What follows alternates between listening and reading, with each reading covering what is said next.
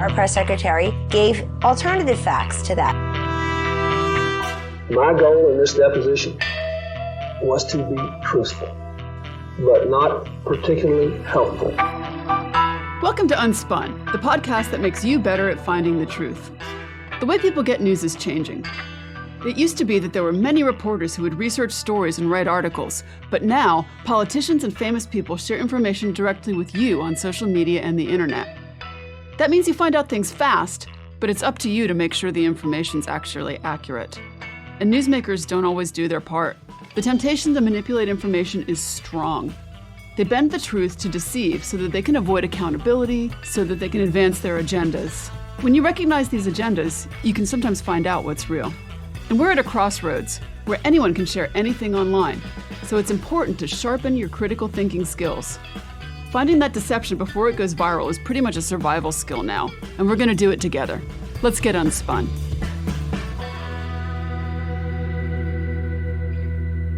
Hello, truth seekers, and welcome to this week's Unspun.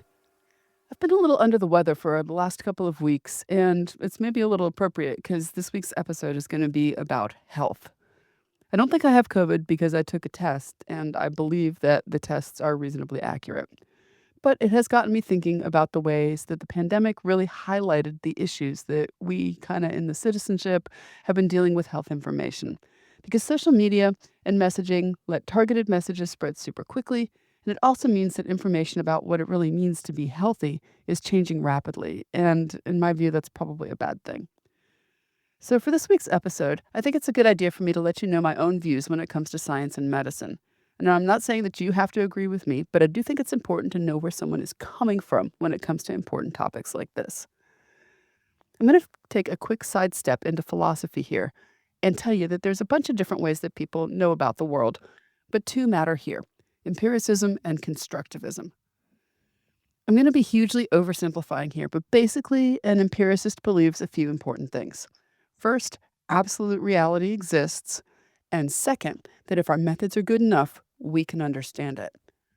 A constructivist, on the other hand, believes that reality is what the people who live in it agree on. So here's an example that I give my students. I'll walk into class with a wooden chair. I'll set it down and I'll ask my students, what is it? And they'll tell me it's a chair. I ask them how they know, and they usually say something like, it just is. It's always been a chair. It will always be a chair. If I have a good enough set of criteria for classifying objects of this type, I'm always going to answer chair because that's what it is. Now, that is an empirical perspective, and most people who took enough science to get into college are very comfortable with this way of thinking. There's a right answer, and there's the scientific method, a pretty well-defined way to get at that right answer. And for a lot of you out there, truth seekers, I bet that feels pretty comfortable too. You know, a chair is a chair, and we're done for the day. But then I push my students a little bit. So I climb up on the chair and my head's up near the ceiling and I say, actually, we're wrong. This is a ladder. I get a few strange looks. Some of my students, hard and fast empiricists that they are, say, it's just a chair. I'm misusing it. But when I get down, it will go back to being a chair. So I climb down. I slip my arms through the rails on the back of the chair and I lift it up onto my back. And there I am, pacing around the room, describing how awesome it is that I have this portable fire that I can take with me so that I'm ready to cook or warm myself up whenever I need to. That's an example of constructivism. The object that they see on my back is the same object, but what it is can be relative to the community that's going to use it. So let's get back to my own perspective. Generally, I'm trained in the methods of social science as a researcher, and in particular as an empiricist. But I also think that constructive approaches are really, really important. I will say that some of that comes from my having been a journalist, where I had to always be thinking about the audience. And some of that comes from, honestly, practical concerns about the audience for empirical science. So for today's episode of Unspun, I want to look at some of the things that have gone down with public health through COVID and into today, where we're seeing health influencer opinions replacing the findings of scientific studies, to the point that I almost feel like the current model for doing evidence-based research is, well, broken in the US. So what does that mean and how do we fix it? We'll talk about that this week.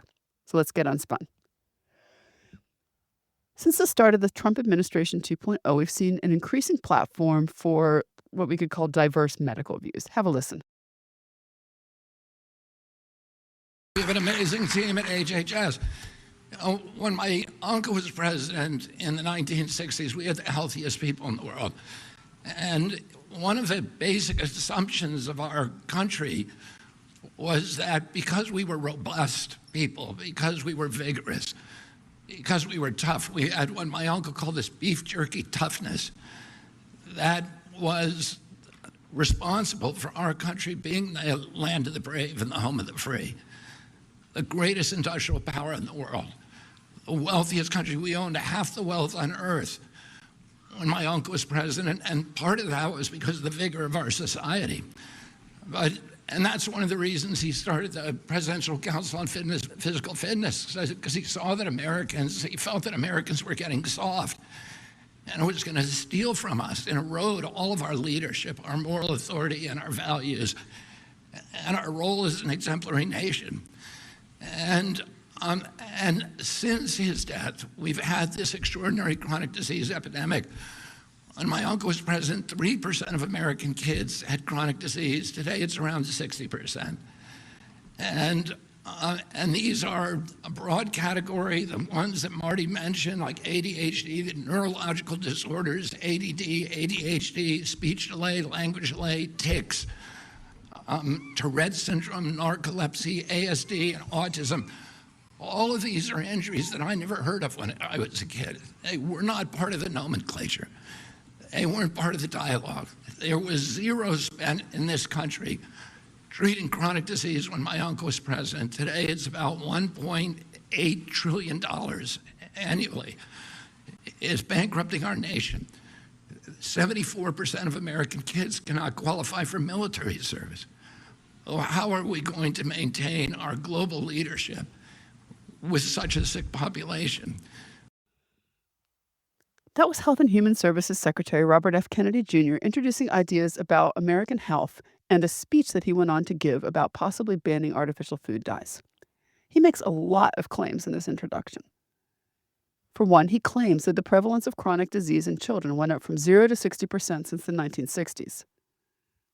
Factcheck.org says this about that claim, and I'm quoting, "However, there's no good way to track chronic conditions in U.S. kids over the more than 60-year span Kennedy refers to, given changes in how chronic conditions are diagnosed, tracked, and defined. Nor is there a single standard definition today of what counts as a, quote, chronic condition." He also said that 70% of children don't qualify for military service because of health concerns. That was misleading. According to ABC News, 71% of young people are ineligible to join the military, according to 2017 Pentagon data. The main reason that most 17 to 24-year-olds would not qualify include obesity, but also lack of high school diploma or having a criminal record. And notice that only one of those is health-related. Now, I'm not saying that chronic disease is good, but, it's important to be fair when you're looking at causes and effects. Okay, to get back to some of the issues in understanding health and science from a personal and a policy perspective, one thing that's important to realize is that if you take that kind of constructivist view, people can shape the reality around themselves to reinforce what they already want to believe.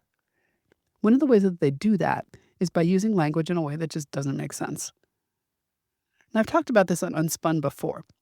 If you've been a listener, you probably remember hearing some examples of newsmakers using logical fallacies, right? And some of the things that I've used or talked about include slippery slopes, where someone will say that if you do something, something else is necessarily going to happen, even though there's no evidence for that.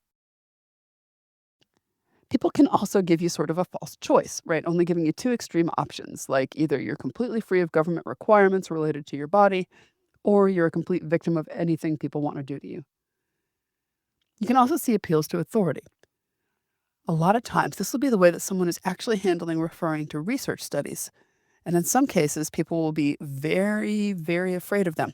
And they'll prefer to replace it with their own kind of common sense, or we might just call it anecdotal evidence, where you take something that you've seen once and you assume that it applies all the time. Another one is some fancy Latin words, post hoc ergo propter hoc, which says that because the thing happened, the reason must be the reason I feel like it should be. So, for example, if some people got a disease after they were vaccinated, vaccines must not work. So let's work through these with a little bit of an example. Maybe we've got two people going back and forth in a social media comments section, right? So we've got Mama Bear and we've got Rational Rita.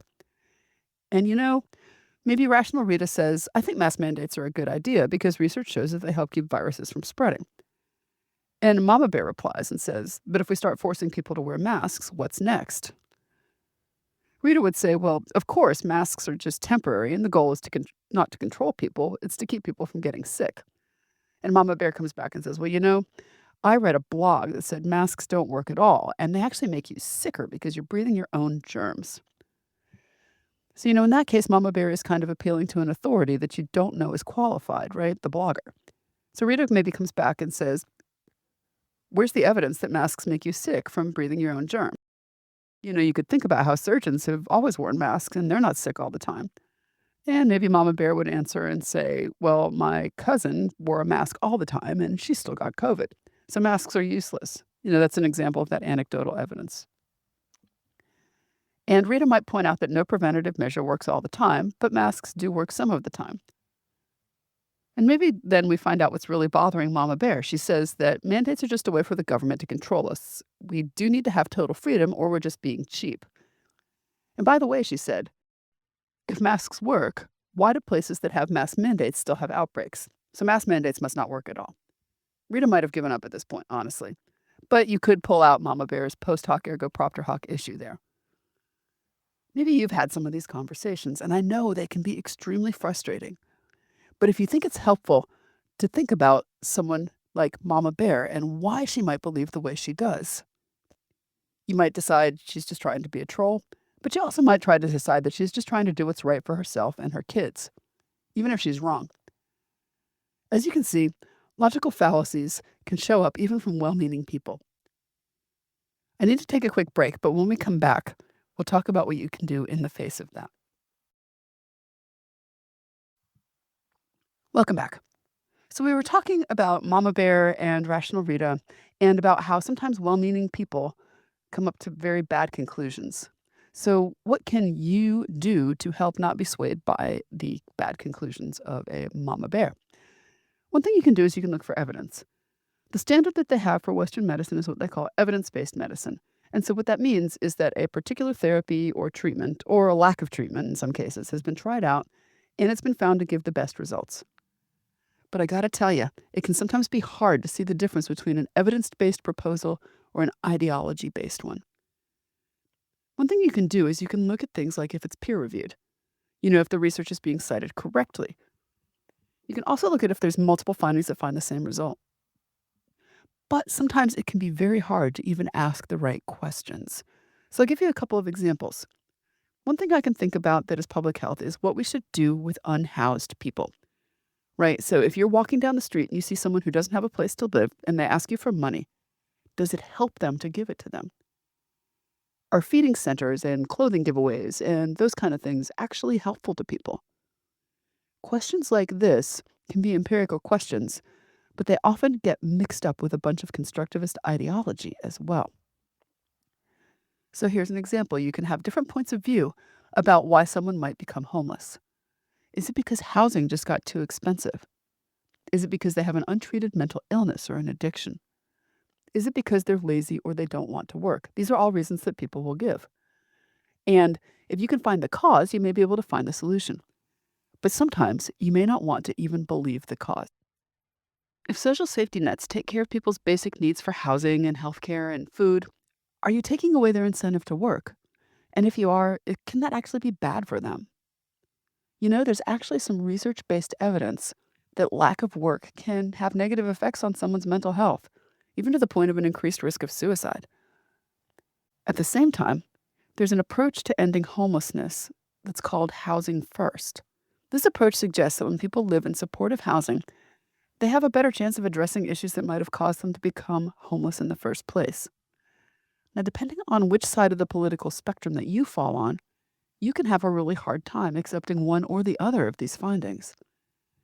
You may not want to believe that it helps someone to set up a system where they have to work.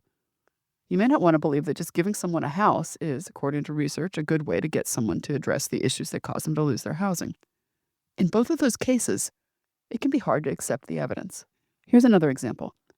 In public health, a current event that seems related to this is the debate over whether people should be able to drink raw milk.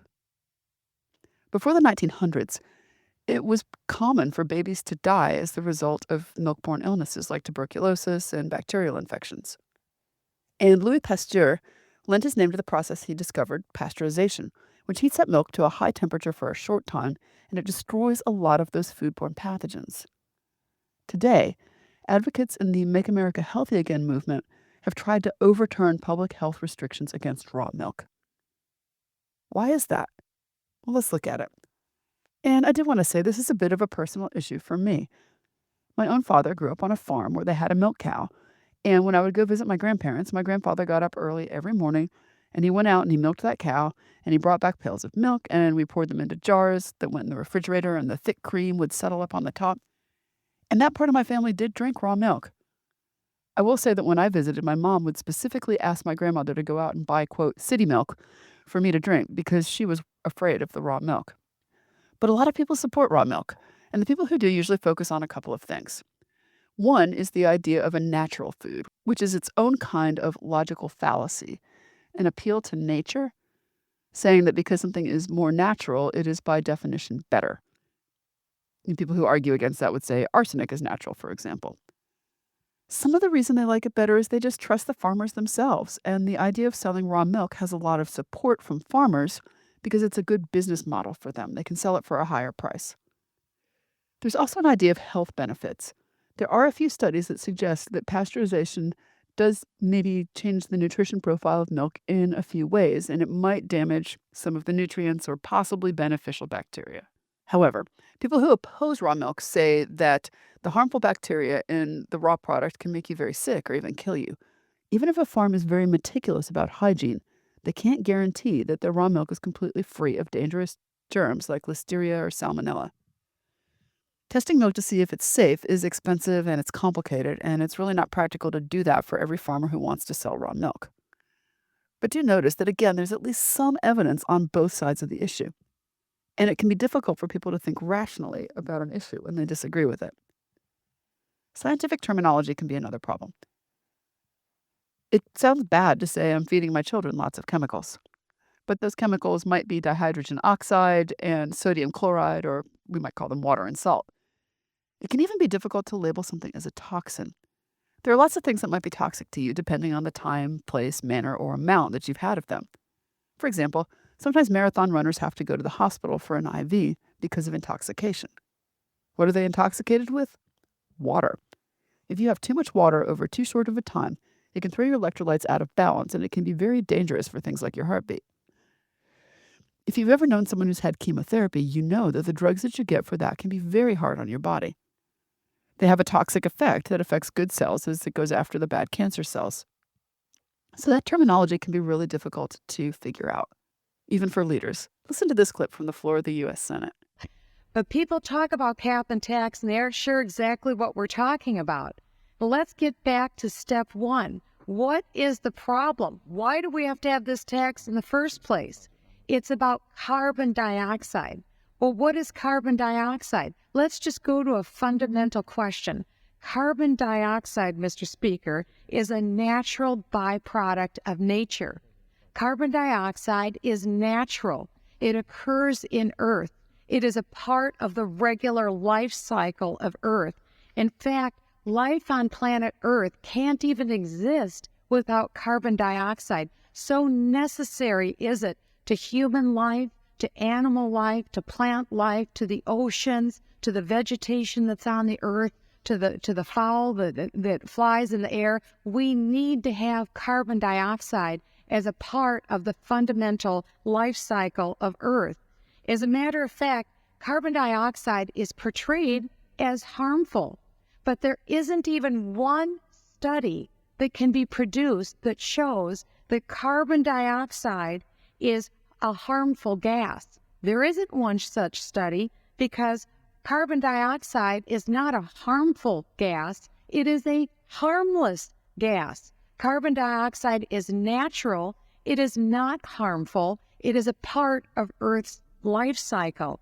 And yet we're being told that we have to reduce this natural substance and reduce the American standard of living to create an arbitrary reduction in something that is naturally occurring in the earth. Well, we're told the crux of this problem is human activity. It's humans that are creating more carbon dioxide. Is that true or is that false? This was in a debate over chemicals that might lead to global warming. And the speaker, a former U.S. Senator named Michelle Bachmann, was arguing that because carbon dioxide is natural, and it does in fact exist in nature, it could not be harmful. And here's another example. Ever wondered how to combat common health issues naturally? Enter colloidal silver, a solution of tiny silver particles suspended in a liquid. This natural warrior stands as a formidable foe against harmful bacteria, viruses, and fungi. This is a commercial for another natural product, silver, with the suggestion that it can solve health problems. Notorious televangelist Jim Bakker actually got in trouble for trying to sell a silver solution as a cure for COVID. Just because something is natural doesn't always mean that it's beneficial or even harmless, but sometimes people do get that confused. Two other words that are very difficult to define are safe and effective. For example, if I'm going to eat a food, my tolerance for safe might be that there is no chance that the food would do any harm to me. A government regulator, on the other hand, might define safe as there being an acceptable level of risks or benefits that outweigh the risks. If, as an individual, I'm trying to define effective, I might expect that whatever it was would always work, or it might always work for me. But as a regulator, effective can mean it works better than doing nothing. That doesn't mean that it will necessarily do everything. I think we saw a little bit of that when it came to COVID vaccines. You heard leaders saying that COVID vaccines were safe and effective, and a lot of people expected that if the vaccines were effective, you wouldn't get the disease. But we all know people who got the shot and also got the disease. The effectiveness in terms of workplaces and governments that required vaccination was a different definition. They were hoping that if you were vaccinated, it would be less severe and hospitals would not become filled with COVID patients so that people with other issues could still be seen. When you talk to someone who has a strong opinion about health issues, in addition to understanding what their goals are, it's helpful to ask them how they're defining words like this. Honestly, I think if we had done this when we introduced the COVID vaccines, we might have had more people willing to accept that the vaccine was not a complete preventative. And of course, I need to talk about the role of social media in spreading health misinformation. You are even seeing political officials now who are sharing health misinformation that they apparently saw on social media. When people are looking for answers and they're scared, social media can be an important way to reach them. But it can go really wrong. The World Health Organization even defined COVID misinformation spreading as an infodemic. So what makes social media particularly good at spreading health misinformation? There are a few things. One is speed and reach. So if people are all excited about something like a COVID cure that you can buy at the Feed and Seed, that information will spread rapidly. Health officials and other organizations can try to debunk that information, but it's going to take some time. Social media definitely has the win when it comes to spreading misinformation further and faster than mainstream news can. At the same time, one of the reasons that mainstream news is slower is because they check facts. Because news organizations have an incentive to get information correct because it's their reputation, they go the extra mile. But when people are sharing information online, they can completely hide their identity, so the desired effect check is less current.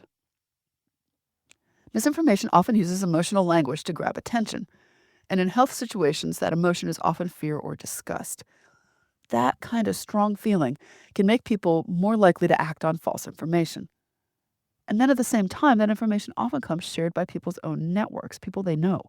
And so that kind of social proof, especially from someone who cares about you, gives the information special truthiness. The problem is that this online misinformation doesn't just stay online. Discussions and information shared on social media can influence what people think and talk about in real life, like places like markets or places of worship that sometimes are called pavement media. In communities with less internet access, information from social media is still shared offline, and the people there might not have a way to check if it's true. So ultimately, spreading false information and incorrect facts can generate panic and fear and anxiety. And this fear can keep people from following important health advice. And it even helps to contribute to dangerous situations or disease outbreaks that could be prevented. We're seeing that with the measles right now. So, truth seekers, where do we go from here? I want to circle back to that constructivist versus empirical, just to give you a last little bit of information that I give my students after we talk about the portable campfire. Do you think that it's possible that science itself is constructed? That the standards of evidence that we accept are determined by our own situations and the views of our community? Personally, do you believe that a study from Yale is better than a study from a pharmaceutical company? Do you trust the farmer more than you trust the agribusiness? Even things that empiricists take as unassailable scientific methods did come from a series of traditions that developed them. And now, that's not to say the truth doesn't exist, but it does say that the line between peer-reviewed study and the I did my own research crowd may be less defined than it seems. In fact, there's a whole academic discipline on the history and philosophy of science that I didn't even know about until I went to graduate school. So when I look at people who believe wacky and harmful things, it's helpful for me to think about what evidence they might find convincing, rather than just assuming they're hopeless because they don't accept what I value. I remember watching a documentary about flat earthers, and I found it really frustrating at first.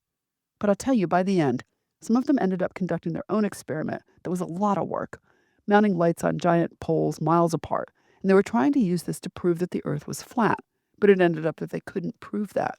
And you could see that their thinking was changed. Sitting in the US right now, where it's not obvious to me that we're going to have vaccines or even some medications in the future, is honestly frightening to me. But I know that the people at the top who have some of these wacky ideas are at the top in part because they have support from a whole lot of other people who have those ideas as well. From where I am, I don't think I can change the top. But by thinking about why people believe what they believe, I might be able to help some people in my own sphere of influence adjust their thinking at the bottom. And maybe the top will lose its support. Have a great week, Truth Seekers, and I hope you stay sharp. Thanks for getting Unspun with me this week. Unspun is a production of me, Amanda Sturgill, and is a proud member of the MSW Media family of podcasts. Send me your thoughts and ideas about trickery in the news on Gmail at theunspunpodcast@gmail.com. I even write back. And find this episode's show notes and more information at theunspunpodcast.substack.com. Want to learn more and get smarter? Check out my book, Detecting Deception: Tools to Fight Fake News, which is available on Amazon or your favorite online bookseller.